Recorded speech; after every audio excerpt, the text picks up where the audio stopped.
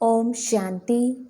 12 अगस्त 2024 के ईश्वरीय महावाक्य। पहले सुनते हैं आज की मुरली से होमवर्क।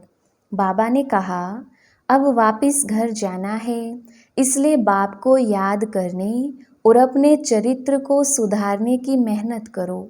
अब बच्चों को कहते हैं सुखधाम चलना है तो पावन बनो। जन्म जन्मांतर के जो पाप सिर पर हैं उन्हें याद से उतारो। बाप कहते हैं तुमको ऐसा लक्ष्मी नारायण जैसा बनना है तो एक तो पवित्र बनो और चरित्र सुधारो। यह युक्ति बड़ी अच्छी है। हम ब्रह्मा कुमार कुमारियां हैं तो भाई बहन हो गई। इसमें बड़ी मदद मिलती है सिविल आई बनाने में। नर से नारायण पद प्राप्त करने के लिए बेहद के बाप से बेहद का पाठ पढ़कर दूसरों को पढ़ाना है। आप समान बनाने की सेवा करनी है। लोभ मोह की जो रगे हैं उनको निकालने की मेहनत करनी है। अपने चरित्र को ऐसा सुधारना है जो कोई भूत अंदर प्रवेश होने ना पाए। और अब सुनते हैं महावाक्यों को विस्तार से। मुरली का सार। मीठे बच्चे, अब वापिस घर जाना है, इसलिए बाप को याद करने और अपने चरित्र को सुधारने की मेहनत करो। प्रश्न, अज्ञान नींद में सुलाने वाली बात कौन सी है? उससे नुकसान क्या हुआ है? उत्तर, कल्प की आयु लाखों वर्ष कहना यही अज्ञान की नींद में सुलाने वाली बात है। इससे ज्ञान नेत्रहीन हो गई है। घर को बहुत दूर समझते हैं। बुद्धि में है अभी तो लाखों वर्ष यहाँ ही सुख दुख का पार्ट बजाना है, इसलिए पावन बनने की मेहनत नहीं करते हैं। तुम बच्चे जानते हो अभी घर बहुत नज़दीक है। अब हमें मेहनत करके कर्मातीत बनना है। ओम शांति। मीठे मीठे बच्चों को अब बाप ने घर याद दिलाया है। बल भक्ति मार्ग में भी घर को याद करते हैं, परंतु वहाँ जाना कब है, कैसे जाना है, वह कुछ भी नहीं जानते। कल्प की आयु लाखों वर्ष कह देने कारण घर भी भूल गया है। समझते हैं लाखों वर्ष यहाँ ही पाठ बजाते हैं तो घर भूल जाता है। अभी बाप याद दिलाते हैं, बच्चे घर तो बहुत नज़दीक है, अब चलेंगे अपने घर। मैं तो तुम बच्चों को बुलावे पर आया हूँ, चलेंगे? कितनी सहज बात है। भक्ति मार्ग में तो पता भी नहीं पड़ता कि कब मुक्ति धाम में जाएंगे। मुक्ति को ही घर कहा जाता है। लाखों वर्ष कह देने के कारण सब भूल जाते हैं। बाप को भी तो घर को भी भूल जाते हैं। लाखों वर्ष कहने से बहुत फर्क पड़ जाता है। अज्ञान नींद में जैसे सो जाते हैं, किसको भी समझ में नहीं आता। भक्ति मार्ग में घर कितना दूर बताते हैं। बाप कहते हैं वाह मुक्ति धाम में तो अभी जाना है। ऐसे थोड़ी है तुम कोई लाखों वर्ष भक्ति करते हो। तुमको पता भी नहीं कि भक्ति कब से शुरू हुई है। लाखों वर्ष का हिसाब तो करने की दरकार ही नहीं। बाप को और घर को भूल जाते हैं। ये भी ड्रामा में नूंद है, परंतु नाहिक इतना दूर कर देते हैं। अब बाप कहते हैं बच्चे घर तो बिल्कुल नज़दीक है, अब मैं आया हूँ तुमको ले चलने। घर चलना है, परंतु पवित्र तो जरूर बनना है। गंगा स्नान आदि तो तुम करते आए हो, परंतु पवित्र बने नहीं हो। अगर पवित्र बनते तो घर चले जाते, परंतु घर का भी पता नहीं तो पवित्रता का भी पता नहीं।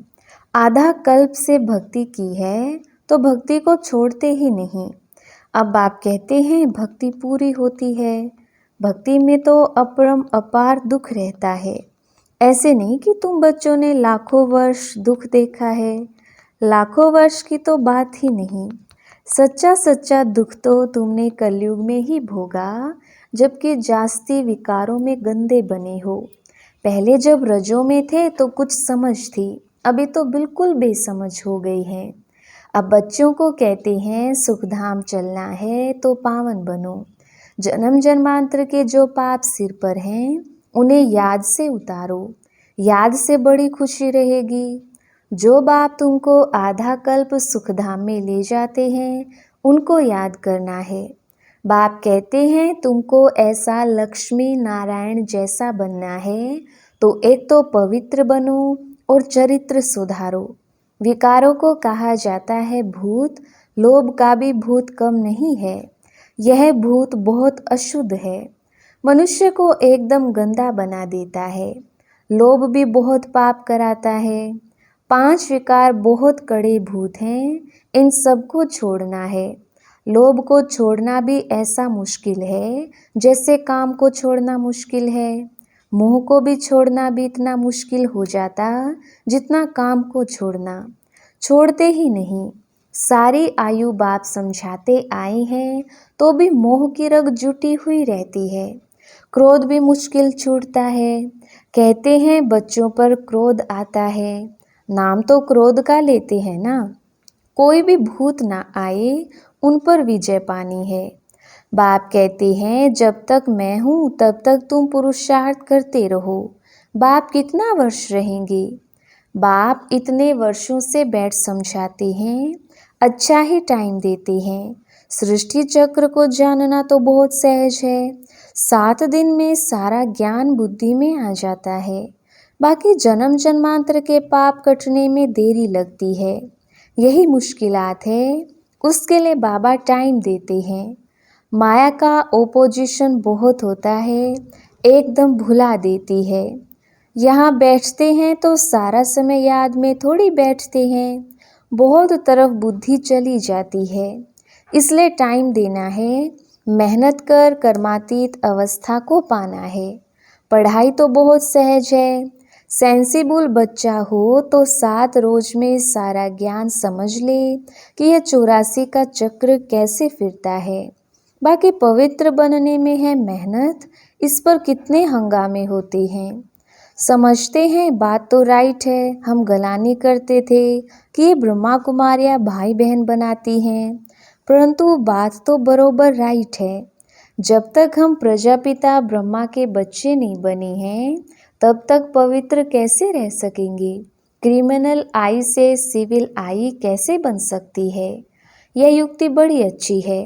हम ब्रह्मा कुमार कुमारियाँ हैं तो भाई बहन हो गए, इसमें बड़ी मदद मिलती है सिविल आई बनाने में। ब्रह्मा का कर्तव्य भी है ना। ब्रह्मा द्वारा देवी देवता धर्म की स्थापना अथवा मनुष्य को देवता बनाना। बाप आते ही हैं पुरुषोत्तम संगम युग पर, तो समझाने की कितनी मेहनत करनी पड़ती है। बाप का परिचय देने के लिए सेंटर्स खोले जाते हैं। बेहद के बाप से बेहद का वर्षा लेना है। भगवान तो है निराकार, श्री कृष्ण तो देहधारी है, उनको भगवान कह नहीं सकते। कहते भी हैं भगवान आकर भक्ति का फल देंगे, परंतु भगवान का परिचय नहीं है। कितना तुम समझाते हो फिर भी समझते नहीं। देहधारी तो पुनर्जन्म में आते हैं जरूर, अब उनसे वर्षा मिल ना सके। आत्माओं को एक परमपिता परमात्मा से वर्षा मिलता है। मनुष्य को जीवन मुक्ति दे ना सके, यह वर्षा पाने के लिए तुम बच्चे पुरुषार्थ कर रही हो। उस बाप को पाने के लिए तुम कितना भटकती थी। पहले तो सिर्फ एक शिव की पूजा करते थे और कोई तरफ जाते नहीं थे। वह थी अव्यभिचारी भक्ति। औरों के मंदिर आदि इतने नहीं थे, अभी तो ढेर चित्र हैं, मंदिर आदि बनाते हैं। भक्ति मार्ग में तुमको कितनी मेहनत करनी पड़ती है। तुम जानते हो शास्त्रों में कोई गति सद्गति का रास्ता नहीं है, वह तो एक बाप ही बताते हैं। भक्ति मार्ग में कितने मंदिर बनाते रहते हैं।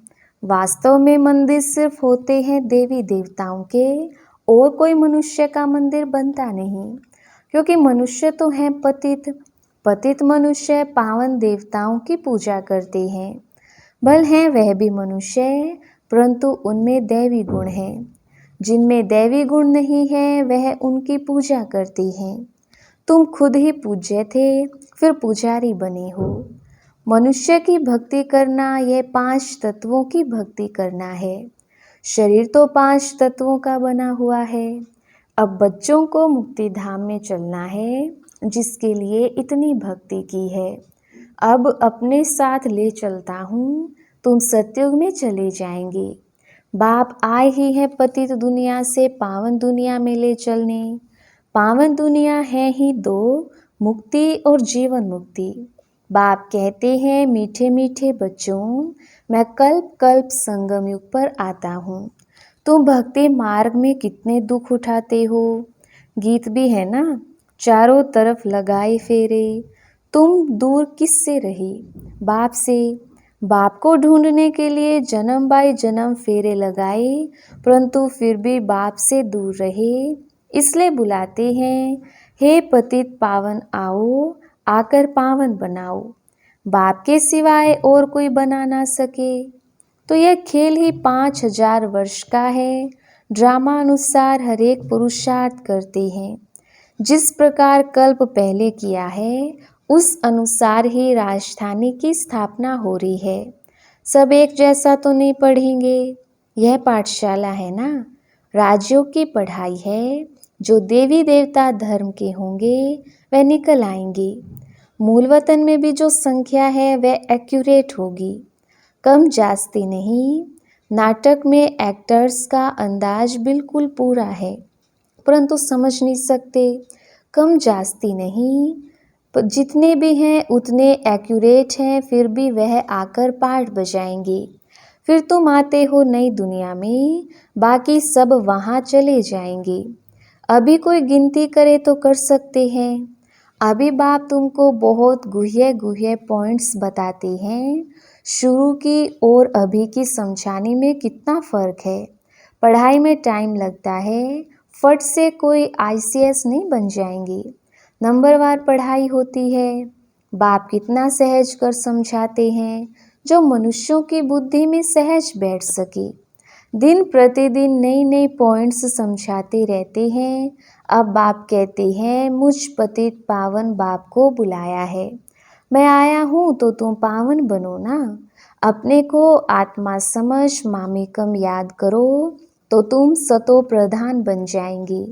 फिर यहाँ आना पड़ेगा पाठ बजाने। बाप कहते हैं आत्मा पतित बनी है, इसलिए पतित पावन बाप को याद करते हैं पावन बनने के लिए। कितना वंडर है, इतनी छोटी सी आत्मा कितना पाठ बजाती है। इसको कुदरत कहा जाता है। उनको देखा नहीं जाता है।